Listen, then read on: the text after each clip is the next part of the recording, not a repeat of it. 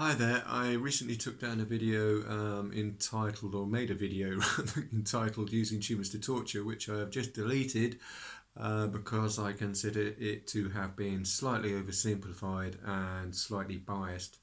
It did contain some hard-hitting truth. I'm certain about that, but as I said, I think it was not inclusive enough of some of the complex reasons and factors that resulted in the mutilations I was complaining about in the video and disfigurements, and I'm referring to the significant loss of teeth, how you can see here, and mild facial distortion, disfigurement that I've suffered as a result of battling cancer for the past 25 years while being bullied by an army of violent lying cowards quite intensely. And I have basically in the first video I'd spoke a lot about this underneath here and didn't really include what was up here. And I believe the mutilations I've suffered are a consequence of both, not just this. So as I said, it was slightly one-sided if I was just talking about this and not this. So here we go with the next video, and a slightly fuller and more complete version of events. Now, this all began in 1994 with errors made by my ENT specialist. Actually, I believe was to blame, because I think my GP spotted something wrong. He admittedly didn't realise that I had quite a serious or very serious cancer problem at the time in 1994 when I was around 27 years old. And so he referred me to an ENT specialist, although realising there was something seriously wrong. So maybe, perhaps he was right at that point. But as I say, three different ENT specialists misinterpreted my symptoms and sent me home, basically telling me that I suppose they were psychosomatic and I had flu or something like that, and nothing too much to worry about, which unfortunately was a serious misinterpretation basically of my symptoms, serious misdiagnosis, and resulted in consequential neglect on quite a serious level and high degree, given the severe nature of the symptoms that I was suffering from at the time, which I endeavoured to explain in the first video. And this is I've tried to outline here in these pictures here the proximity of the cancer here, drawn quite small in the left sinus cavity. As I say, drawn quite small, it's probably quite a bit bigger than this because it blocked up the entire side of my head, resulting in all kinds of awful symptoms: loss of hearing, inability to swallow, very loose teeth, frequent awful headaches as the pressure was exacted on my head like so, quite literally as if I had my head in a vice, resulting in this rather worrying facial distortion. This is in 2012 that this picture was taken. So all this began here around 1994 with my misdiagnosis at the ENT specialist, and ended between 2012 here with this mild facial distortion, which I call it mild, but it's looking quite serious already here, and quite clearly could have become much more serious as the cancer spread and very easily resulted in the loss of half my face, the loss of my eye, and many more serious consequences. So in spite of this mild facial distortion I've suffered, and I say there's quite serious dental mutilations and mouth destructed dental situation, I have been extremely lucky, believe it or not to have come off quite a bit worse. Now,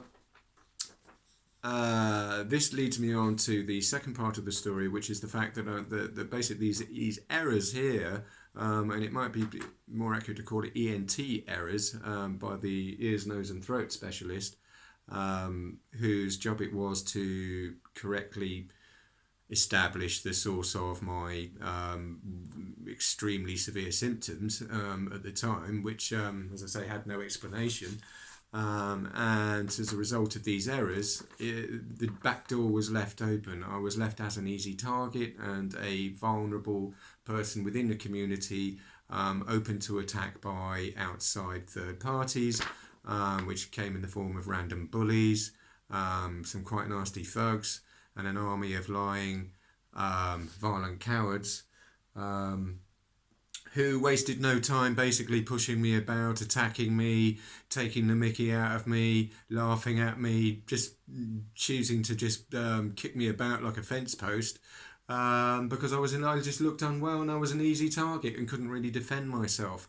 And if or as and when the time came that they decided that things had got a bit or gone a bit too far, they went rushing down to the police station, oddly enough, to try, well, not oddly enough, or I mean, maybe quite predictably, to falsify police statements and try and make me look like the offender and prosecute me for their crimes. And in light of the fact that I was not very coherent at the time, I looked quite unwell, and I was literally unable to defend myself, this was a very easy job for them. And the police appeared to sort of waste no time helping these people, and from what I could tell, even aided them and helped them to falsify police statements, and the CPS appeared to agree like to the most ridiculous, as I say, falsified statements that were then passed on to magistrates' courts and crown courts to be fed to a judge, as I say, containing the most ridiculous lies in order to cover up untold physical offences against me, and make me look like the offender and prosecute me for other people's crimes. And this literally very rapidly became a gigantic circus of exploitation on the back of success. And the more success they had of feeding these lies to a judge, getting him to swallow them, getting me to pay in the form of fines, the more it carried on like a snowball, getting worse and worse. And this began in 2003 with a chap called Dan Marshall, who tried to attack me with a brick. You know, he just saw me as an easy target. I think noticed that I was struggling to defend myself, and as I say, tried to put a brick over my head by dancing around this woman's driveway, sort of literally trying to smash or crack my skull open, and I'd already suffered a quite serious head injury from a car accident by that point, and was struggling with cancer, sinus cancer. So you can imagine at the time I wasn't particularly impressed. And the next day, this chap and his girlfriend at the time, Anita Fairvang, this woman here, went rushing down to Bournemouth police station to basically fill in statements about me, to try and make me look like the offender, cover up this brick murder attempt, and feed all these lies to a judge in the Crown Family Court, which the judge believed immediately at face value and prosecuted me for this guy's offence. I mean, it wasn't okay, I didn't get prosecuted for a brick murder attempt, I got prosecuted for grabbing her wrist and nearly sent to jail. In spite of the fact that this chap had tried to nearly murder me with a brick, you know. So that was literally one of the most, you know, comical miscarriages and perversions of justice you can really ever imagine. And as I say, at that point, you know, this circus of exploitation really started to leap into effect.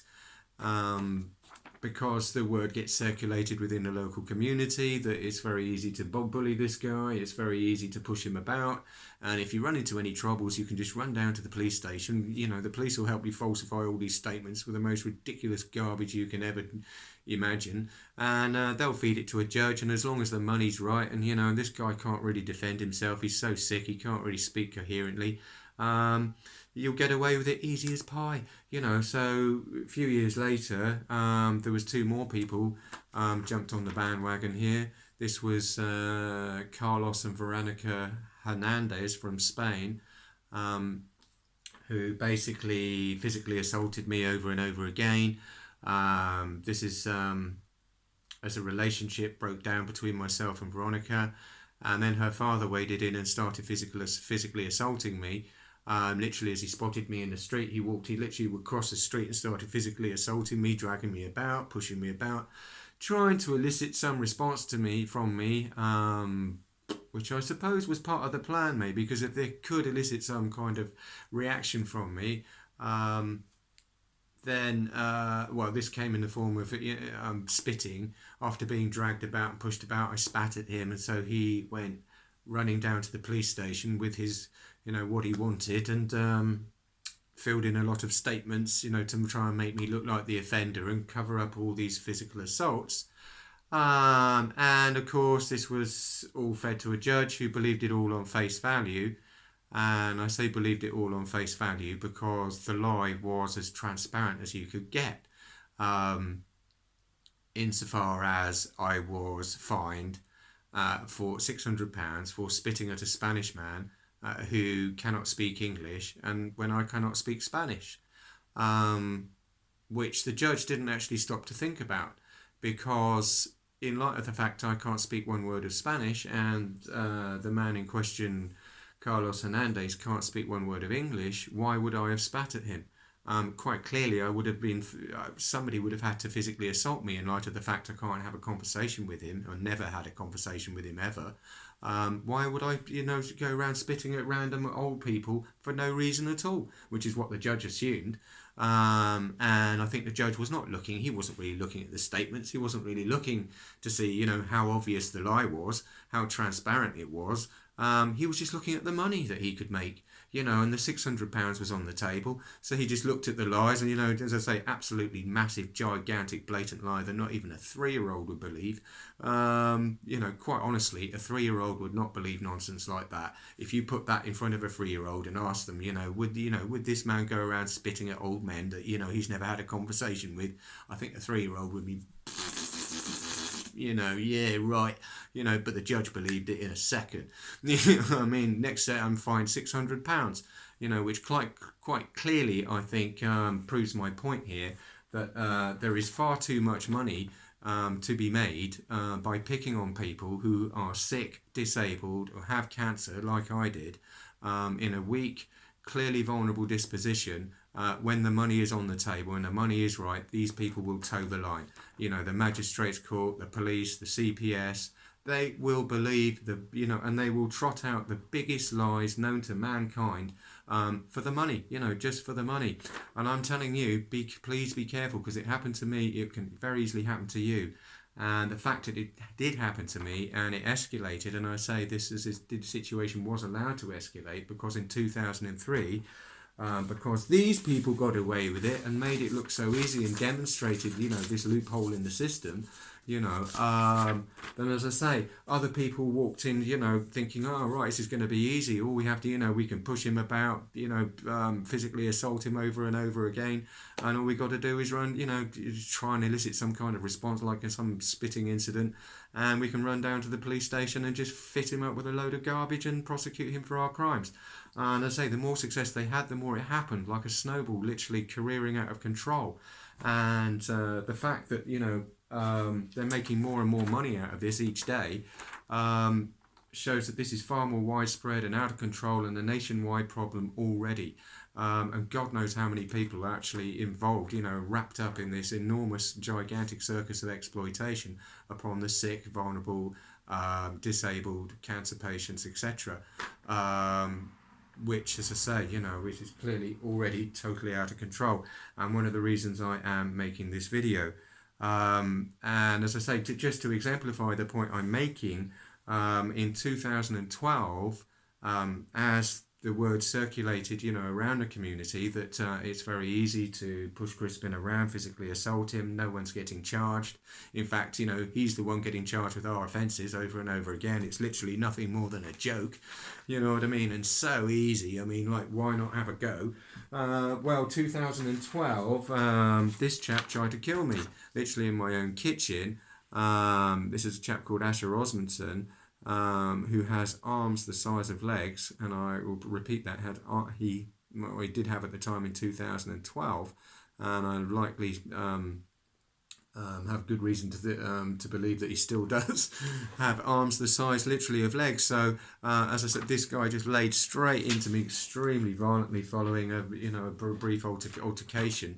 for reasons that I don't, I mean, just to literally launch into a full-blown murder attempt with the most tiny of reasons and tiny of excuses, which was just an argument over central heating and whether we should have the heating on a sunny day. I mean, that's literally all the argument was about.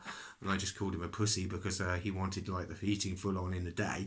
And next thing I know, like bam wallop, he's literally laying the most massive punches into my head.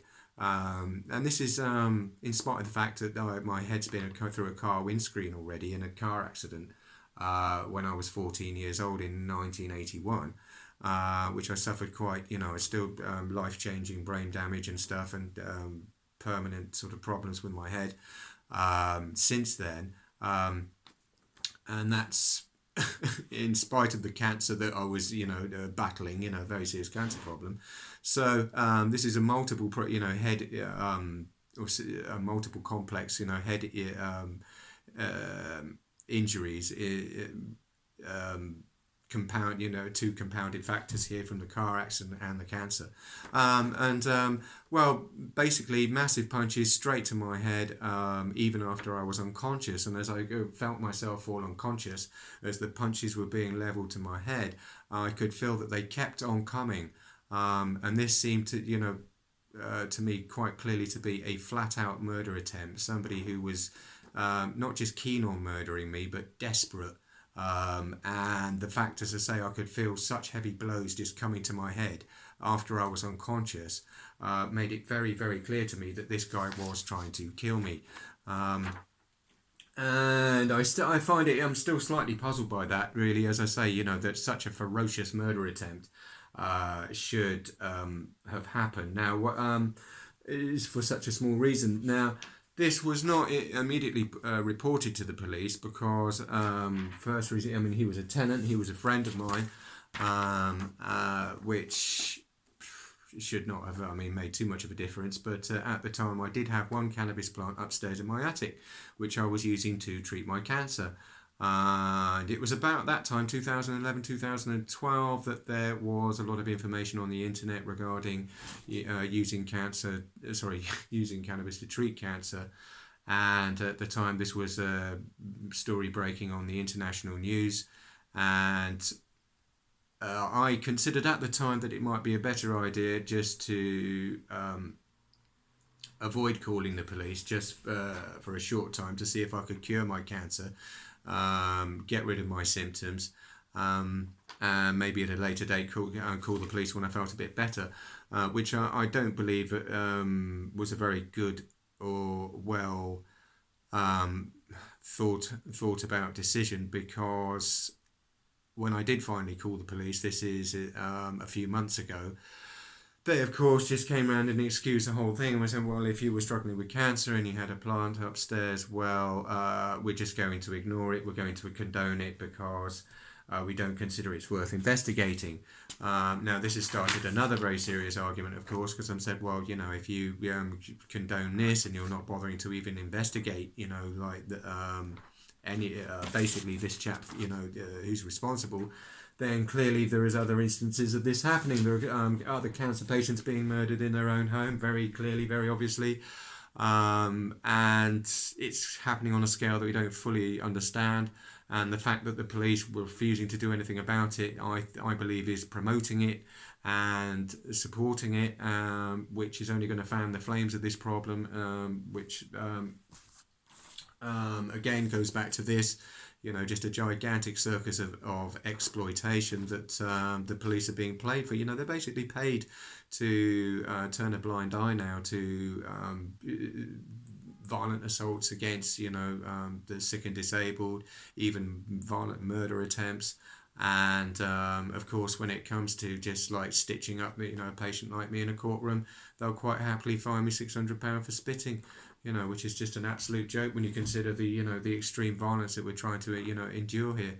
Now, as I say, I hope that gives a more balanced and fuller explanation to the mutilations I've suffered and the facial distortion here and the mutilations to my teeth that I was complaining about in the first video.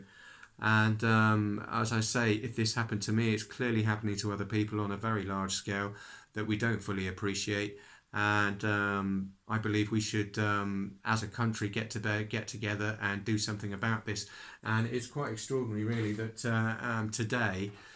I mean, I think there's a much bigger problem here. I'll try and finish up this video very quickly just by I mean, this as all this has literally come to light in the newspapers this morning. There is a very big story about Prince Andrew and this massive paedophile human trafficking network in operation, quite clearly suggesting now that paedophiles run the police, run the CPS, run the magistrates court, run the Crown Court.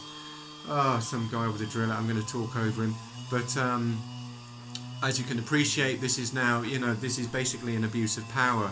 This is people in power who are misusing their positions to exploit the sick, use their power against people weaker than themselves. Basically all it amounts to, bottom line is, these people enjoy using their power upon people anyone weaker than themselves. And so basically all this video has been about, and this has also been, I believe, exemplified by this news story about this guy Epstein and Prince Andrew, the paedophile that's committed suicide in jail, basically suggesting that yes, paedophiles run our police, run the CPS, run the government, and they're also inside the royal family. And it's about time that we woke up to the reality of this. That these people have an addiction, a very serious addiction that they're not willing to admit to exploiting people weaker than themselves, which I've highlighted here in the exploitation upon the sick, disabled and cancer patients, but also extends to raping children. And quite simply, I mean, if this is going on a massive scale, then the whole thing is linked, the whole thing is connected. And I think I should end this video now just for the noise. Thank you for your time, and I hope you can appreciate the very serious nature of the points I've made. And I look forward to making another video again soon. Thank you for watching.